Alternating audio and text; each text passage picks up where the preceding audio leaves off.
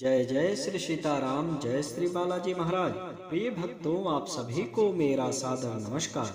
प्रिय भक्तों, आज हम सभी जानेंगे जीवन के समस्त संकट को पल भर में हरने वाली, जीवन की बड़ी से बड़ी इच्छा व मनोकामना तुरंत ही पूरी करने वाले परम वीर श्री हनुमान जी महाराज का एक सिद्ध व चमत्कारिक मंत्र, जिस महामंत्र को किसी भी समय कोई भी कार्य करते समय या बिस्तर पर लेटे लेटे ही सुनने मात्र से ही स्वयं बजरंगबली जी जीवन की बड़ी से बड़ी परेशानी व समस्त प्रकार के संकट हर लेते हैं और भक्त की बड़ी से बड़ी इच्छा व मनोकामना भी पूरी कर देते हैं। प्रिय भक्तों, आप सभी लोग जानते हैं, कलयुग का सबसे शक्तिशाली व जागृत देवता परम वीर श्री हनुमान जी महाराज को ही माना जाता है। यदि कोई भक्त किसी भी समय कोई भी कार्य करते समय या बस्तर पर लेटे लेटे ही यदि प्रभु जी का ध्यान करते हुए किसी एक मंत्र को व अथवा चौपाई को सच्चे मन से बोल देता है या फिर सुन भी लेता है, तो उसके ऊपर प्रभु श्री हनुमान जी महाराज की विशेष कृपा प्राप्त होती है। प्रिय भक्तों, धर्म ग्रंथों के अनुसार बताया गया है, कई ऐसे सिद्ध व चमत्कारिक मंत्र हैं जिसे लोग सुनकर अपनी इच्छा पूरी कर सकते हैं। उसमें से आज हम आपको परम वीर श्री हनुमान जी महाराज का यह सिद्ध व परम मंगलमयी मंत्र सुनाने जा रहा हूँ, जिस महामंत्र को आप पूरा सुनने का प्रयास करें, फिर देखें चमत्कार। प्रिय भक्तों, अगर आप को प्रभु श्री हनुमान जी महाराज पर पूरा भरोसा है तो आइए बिना देर किए इस महाशक्तिशाली व सिद्ध मंत्र को सुने। इससे पहले आप सभी भक्तों से निवेदन है, अगर आप चैनल पर नए हैं तो चैनल को सब्सक्राइब कर ले और कमेंट में जय श्री राम लिखकर आप अपनी हाजिरी जरूर लगा दें। प्यारे भक्तों, यह सिद्ध व चमत्कारिक मंत्र है, पूरा सुनने का प्रयास करें। मंत्र है, ओम नमो हनुमते रुद्रावताराय आध्यात्मकाधिदैविकाधि भौतिकता पत्र निवारणाय रामदूताय स्वाहा। ओम नमो हनुमते रुद्रावताराय आध्यात्मकाधिदैविकाधि भौतिकता पत्र निवारणाय रामदूताय स्वाहा। ओम नमो हनुमते रुद्रावताराय आध्यात्मकाधिदैविकाधि भौतिकता पत्र निवारणाय रामदूताय स्वाहा।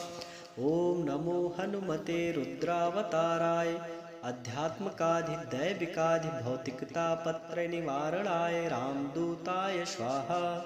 ओम नमो हनुमते रुद्रावताराय आध्यात्मकाधिदैविकाधि भौतिकता पत्र निवारणाय रामदूताय स्वाहा। ओम नमो हनुमते रुद्रावताराय आध्यात्मकाधिदैविकाधि भौतिकता पत्र निवारणाय रामदूताय स्वाहा। ओम नमो हनुमते रुद्रावताराय आध्यात्मकाधिदैविकाधि भौतिकता पत्र निवारणाय रामदूताय स्वाहा। ओम नमो हनुमते रुद्रावताराय आध्यात्मकाधिदैविकाधि भौतिकता पत्र निवारणाय रामदूताय स्वाहा। ओम नमो हनुमते रुद्रावताराय आध्यात्मकाधिदैविकाधि भौतिकता पत्र निवारणाय रामदूताय स्वाहा। ओम नमो हनुमते रुद्रावताराय आध्यात्मकाधिदैविकाधि भौतिकता पत्र निवारणाय रामदूताय स्वाहा। ओम नमो हनुमते रुद्रावताराय आध्यात्मकाधिदैविकाधि भौतिकता पत्र निवारणाय रामदूताय स्वाहा। ओम नमो हनुमते रुद्रावताराय आध्यात्मकाधिदैविकाधि भौतिकता पत्र निवारणाय रामदूताय स्वाहा। ओम नमो हनुमते रुद्रावताराय आध्यात्मकाधिदैविकाधि भौतिकता पत्र निवारणाय रामदूताय स्वाहा। ओम नमो हनुमते रुद्रावताराय आध्यात्मकाधिदैविकाधि भौतिकता पत्र निवारणाय रामदूताय स्वाहा। ओम नमो हनुमते रुद्रावताराय आध्यात्मकाधिदैविकाधि भौतिकता पत्र निवारणाय रामदूताय स्वाहा। ओम नमो हनुमते रुद्रावताराय अध्यात्मकाधिदैविकाधिभौतिकतापत्रयनिवारणाय रामदूताय स्वाहा। ॐ नमो हनुमते रुद्रावताराय अध्यात्मकाधिदैविकाधिभौतिकतापत्रयनिवारणाय रामदूताय स्वाहा। ॐ नमो हनुमते रुद्रावताराय अध्यात्मकाधिदैविकाधिभौतिकतापत्रयनिवारणाय रामदूताय स्वाहा। ॐ नमो हनुमते रुद्रावताराय अध्यात्मकाधिदैविकाधिभौतिकतापत्रयनिवारणाय रामदूताय स्वाहा।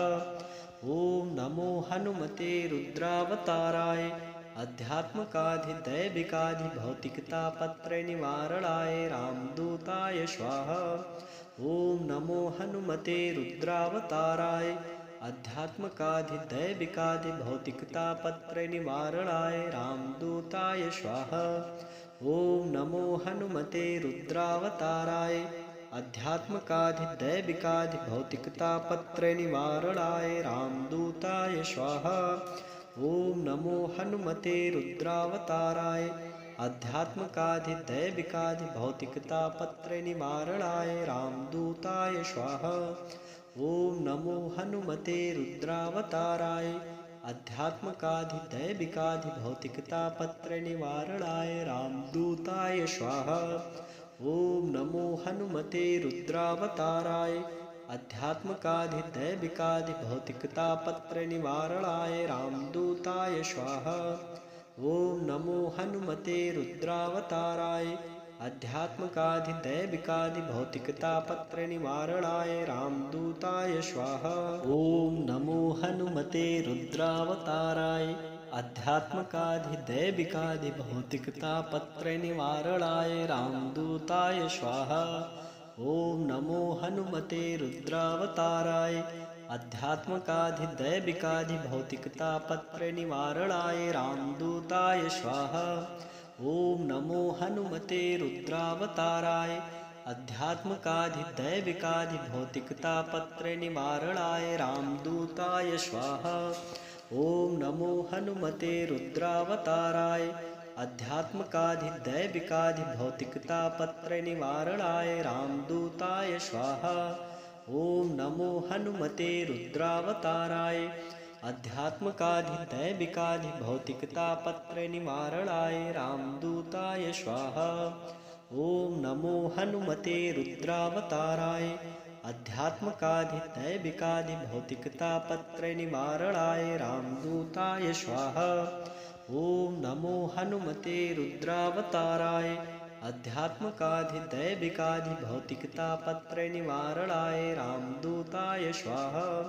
ॐ नमो हनुमते रुद्रावताराय अध्यात्मकाधिदैविकाधिभौतिकतापत्रयनिवारणाय रामदूताय स्वाहा। ॐ नमो हनुमते रुद्रावताराय अध्यात्मकाधिदैविकाधिभौतिकतापत्रयनिवारणाय रामदूताय स्वाहा। ॐ नमो हनुमते रुद्रावताराय अध्यात्मकाधिदैविकाधिभौतिकतापत्रयनिवारणाय रामदूताय स्वाहा।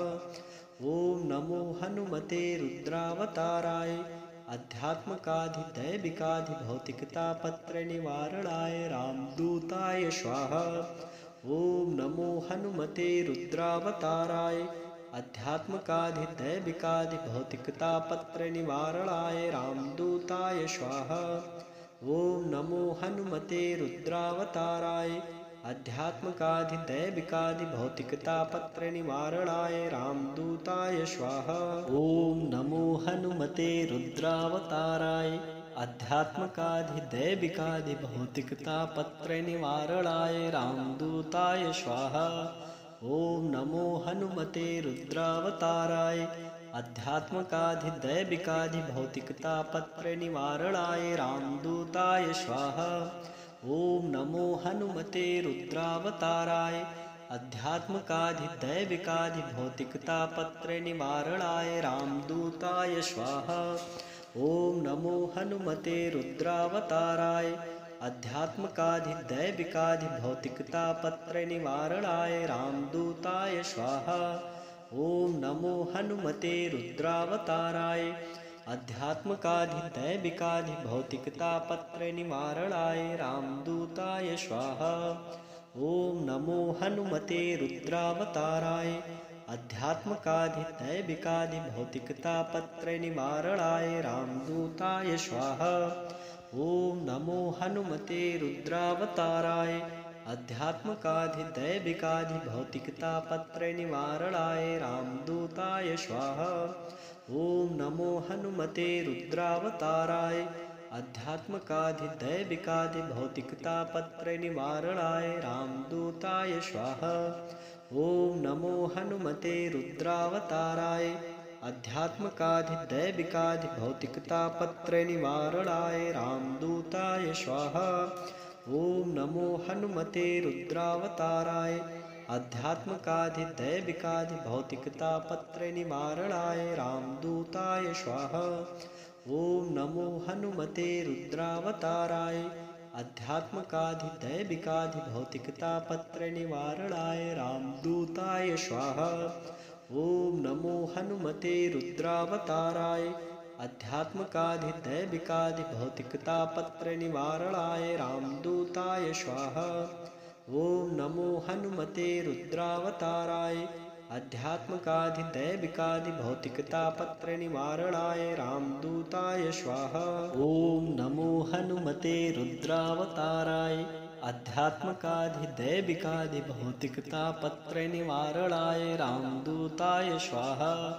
ॐ नमो हनुमते रुद्रावताराय अध्यात्मकाधिदैविकाधिभौतिकतापत्रयनिवारणाय रामदूताय स्वाहा। ॐ नमो हनुमते रुद्रावताराय अध्यात्मकाधिदैविकाधिभौतिकतापत्रयनिवारणाय रामदूताय स्वाहा। ॐ नमो हनुमते रुद्रावताराय अध्यात्मकाधिदैविकाधिभौतिकतापत्रयनिवारणाय रामदूताय स्वाहा। ॐ नमो हनुमते रुद्रावताराय अध्यात्मकाधिदैविकाधिभौतिकतापत्रयनिवारणाय रामदूताय स्वाहा। ॐ नमो हनुमते रुद्रावताराय अध्यात्मकाधिदैविकाधिभौतिकतापत्रयनिवारणाय रामदूताय स्वाहा। ॐ नमो हनुमते रुद्रावताराय अध्यात्मकाधिदैविकाधिभौतिकतापत्रयनिवारणाय रामदूताय स्वाहा। ॐ नमो हनुमते रुद्रावताराय अध्यात्मकाधिदैविकाधिभौतिकतापत्रयनिवारणाय रामदूताय स्वाहा। ॐ नमो हनुमते रुद्रावताराय अध्यात्मकाधिदैविकाधिभौतिकतापत्रयनिवारणाय रामदूताय स्वाहा। ॐ नमो हनुमते रुद्रावताराय अध्यात्मकाधिदैविकाधिभौतिकतापत्रयनिवारणाय रामदूताय स्वाहा। ॐ नमो हनुमते रुद्रावताराय अध्यात्मकाधिदैविकाधिभौतिकतापत्रयनिवारणाय रामदूताय स्वाहा। ॐ नमो हनुमते रुद्रावताराय अध्यात्मकाधिदैविकाधिभौतिकतापत्रयनिवारणाय रामदूताय स्वाहा। ॐ नमो हनुमते रुद्रावताराय अध्यात्मकाधिदैविकाधिभौतिकतापत्रयनिवारणाय रामदूताय स्वाहा। ॐ नमो हनुमते रुद्रावताराय अध्यात्मकाधिदैविकाधिभौतिकतापत्रयनिवारणाय रामदूताय स्वाहा। ॐ नमो हनुमते रुद्रावताराय अध्यात्मकाधिदैविकाधिभौतिकतापत्रयनिवारणाय रामदूताय स्वाहा। ॐ नमो हनुमते रुद्रावताराय अध्यात्मकाधिदैविकाधिभौतिकतापत्रयनिवारणाय रामदूताय स्वाहा। ॐ नमो हनुमते रुद्रावताराय अध्यात्मकाधिदैविकाधिभौतिकतापत्रयनिवारणाय रामदूताय स्वाहा। ॐ नमो हनुमते रुद्रावताराय अध्यात्मकाधिदैविकाधिभौतिकतापत्रयनिवारणाय रामदूताय स्वाहा। ॐ नमो हनुमते रुद्रावताराय अध्यात्मकाधिदैविकाधिभौतिकतापत्रयनिवारणाय रामदूताय स्वाहा। ॐ नमो हनुमते रुद्रावताराय अध्यात्मकाधिदैविकाधिभौतिकतापत्रयनिवारणाय रामदूताय स्वाहा। ॐ नमो हनुमते रुद्रावताराय अध्यात्मकाधिदैविकाधिभौतिकतापत्रयनिवारणाय रामदूताय स्वाहा। ॐ नमो हनुमते रुद्रावताराय अध्यात्मकाधिदैविकाधिभौतिकतापत्रयनिवारणाय रामदूताय स्वाहा। ॐ नमो हनुमते रुद्रावताराय अध्यात्मकाधिदैविकाधिभौतिकतापत्रयनिवारणाय रामदूताय स्वाहा। ॐ नमो हनुमते रुद्रावताराय अध्यात्मकाधिदैविकाधिभौतिकतापत्रयनिवारणाय रामदूताय स्वाहा। ॐ नमो हनुमते रुद्रावताराय अध्यात्मकाधिदैविकाधिभौतिकतापत्रयनिवारणाय रामदूताय स्वाहा। ॐ नमो हनुमते रुद्रावताराय अध्यात्मकाधिदैविकाधिभौतिकतापत्रयनिवारणाय रामदूताय स्वाहा। ॐ नमो हनुमते रुद्रावताराय अध्यात्मकाधिदैविकाधिभौतिकतापत्रयनिवारणाय रामदूताय स्वाहा। ॐ नमो हनुमते रुद्रावताराय अध्यात्मकाधिदैविकाधिभौतिकतापत्रयनिवारणाय रामदूताय स्वाहा।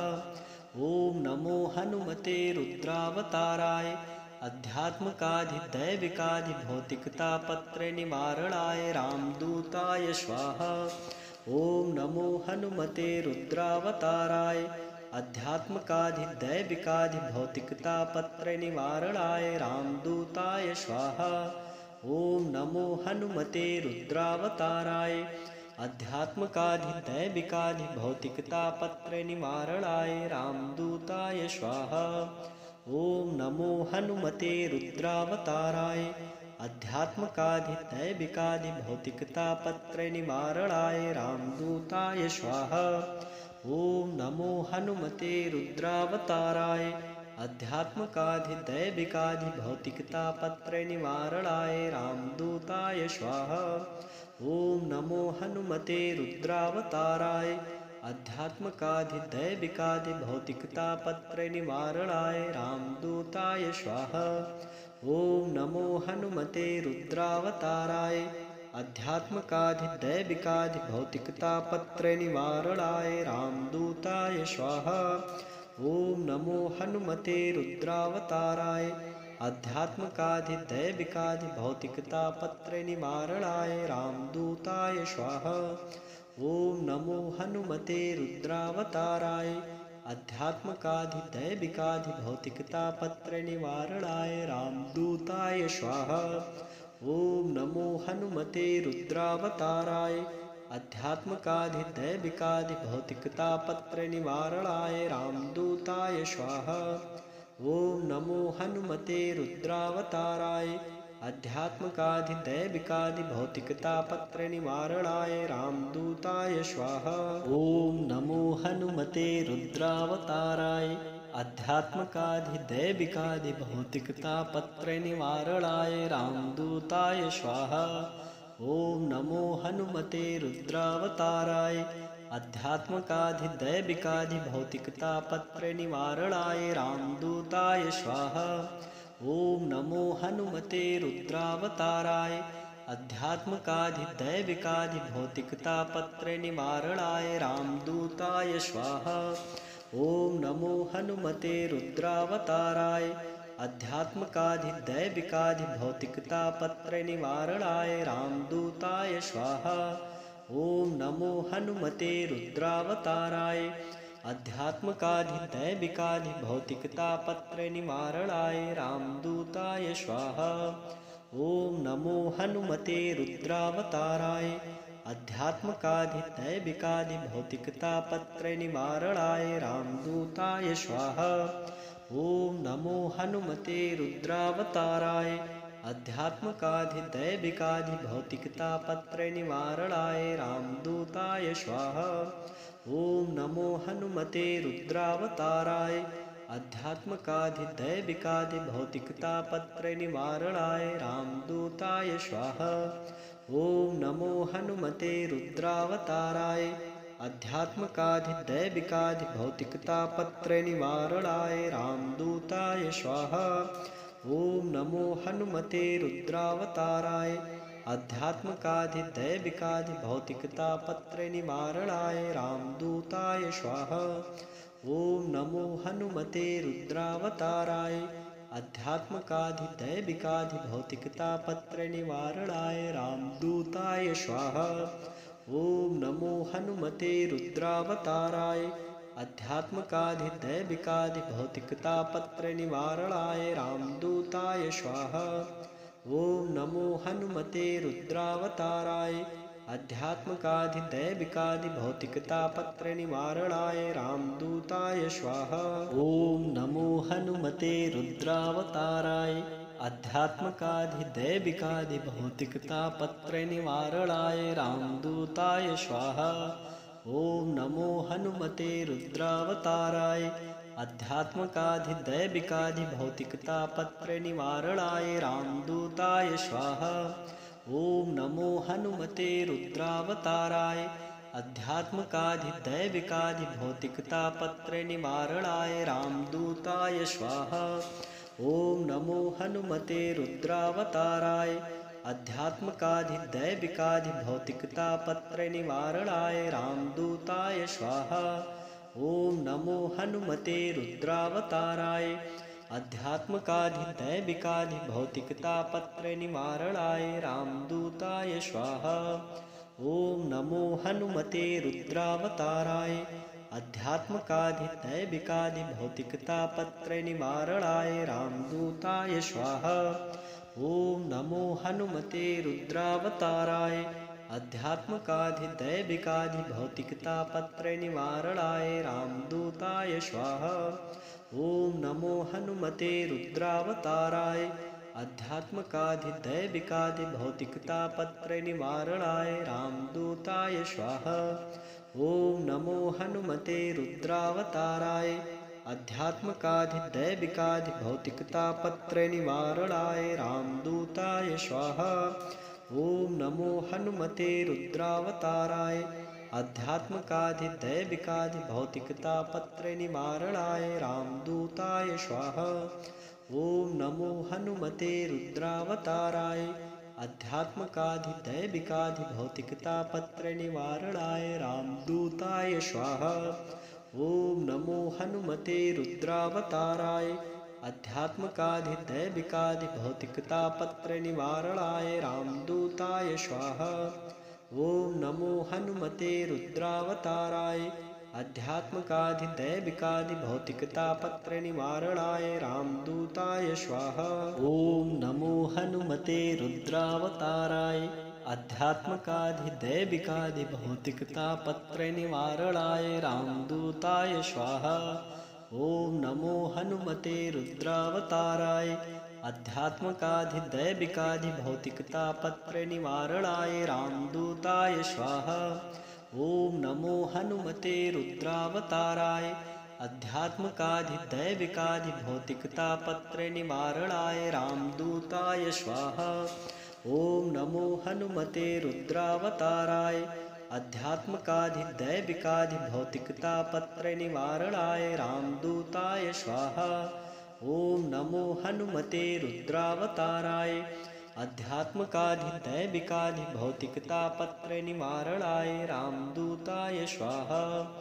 ओम नमो हनुमते रुद्रावताराय अध्यात्मकाधिदैविकाधिभौतिकतापत्रयनिवारणाय रामदूताय स्वाहा। ओम नमो हनुमते रुद्रावताराय अध्यात्मकाधिदैविकाधिभौतिकतापत्रयनिवारणाय रामदूताय स्वाहा। ओम नमो हनुमते रुद्रावताराय अध्यात्मकाधिदैविकाधिभौतिकतापत्रयनिवारणाय रामदूताय स्वाहा।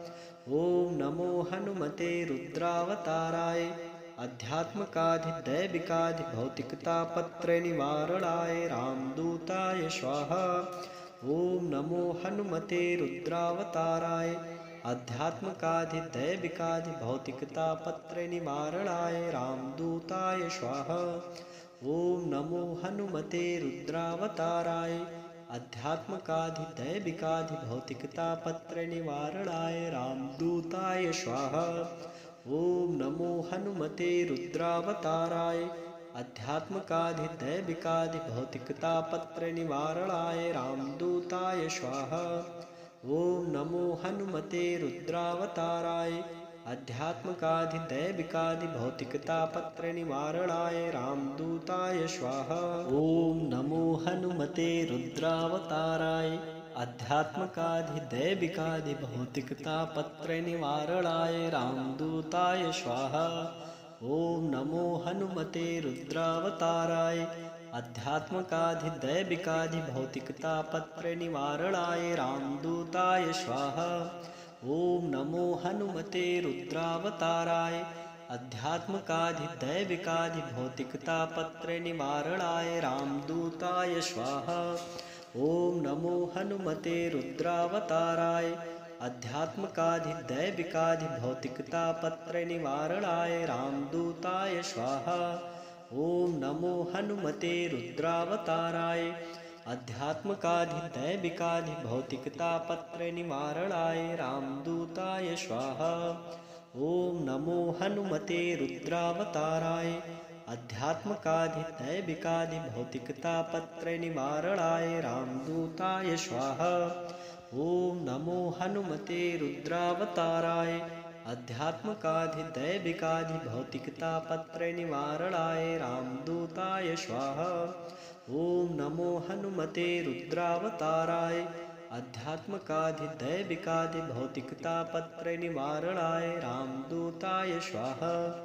ॐ नमो हनुमते रुद्रावताराय अध्यात्मकाधिदैविकाधिभौतिकतापत्रनिवारणाय रामदूताय स्वाहा। ॐ नमो हनुमते रुद्रावताराय अध्यात्मकाधिदैविकाधिभौतिकतापत्रनिवारणाय रामदूताय स्वाहा। ॐ नमो हनुमते रुद्रावताराय अध्यात्मकाधिदैविकाधिभौतिकतापत्रनिवारणाय रामदूताय स्वाहा। ॐ नमो हनुमते रुद्रावताराय अध्यात्मकाधिदैविकाधिभौतिकतापत्रनिवारणाय रामदूताय स्वाहा। ॐ नमो हनुमते रुद्रावताराय अध्यात्मकाधिदैविकाधिभौतिकतापत्रनिवारणाय रामदूताय स्वाहा। ॐ नमो हनुमते रुद्रावताराय अध्यात्मकाधिदैविकाधिभौतिकतापत्रनिवारणाय रामदूताय स्वाहा। ॐ नमो हनुमते रुद्रावताराय अध्यात्मकाधिदैविकाधिभौतिकतापत्रनिवारणाय रामदूताय स्वाहा। ॐ नमो हनुमते रुद्रावताराय अध्यात्मकाधिदैविकाधिभौतिकतापत्रनिवारणाय रामदूताय स्वाहा। ॐ नमो हनुमते रुद्रावताराय अध्यात्मकाधिदैविकाधिभौतिकतापत्रनिवारणाय रामदूताय स्वाहा। ॐ नमो हनुमते रुद्रावताराय अध्यात्मकाधिदैविकाधिभौतिकतापत्रनिवारणाय रामदूताय स्वाहा। ॐ नमो हनुमते रुद्रावताराय अध्यात्मकाधिदैविकाधिभौतिकतापत्रनिवारणाय रामदूताय स्वाहा। ॐ नमो हनुमते रुद्रावताराय अध्यात्मकाधिदैविकाधिभौतिकतापत्रनिवारणाय रामदूताय स्वाहा। ॐ नमो हनुमते रुद्रावताराय अध्यात्मकाधिदैविकाधिभौतिकतापत्रनिवारणाय रामदूताय स्वाहा। ॐ नमो हनुमते रुद्रावताराय अध्यात्मकाधिदैविकाधिभौतिकतापत्रनिवारणाय रामदूताय स्वाहा। ॐ नमो हनुमते रुद्रावताराय अध्यात्मकाधिदैविकाधिभौतिकतापत्रनिवारणाय रामदूताय स्वाहा। ॐ नमो हनुमते रुद्रावताराय अध्यात्मकाधिदैविकाधिभौतिकतापत्रनिवारणाय रामदूताय स्वाहा। ॐ नमो हनुमते रुद्रावताराय अध्यात्मकाधिदैविकाधिभौतिकतापत्रनिवारणाय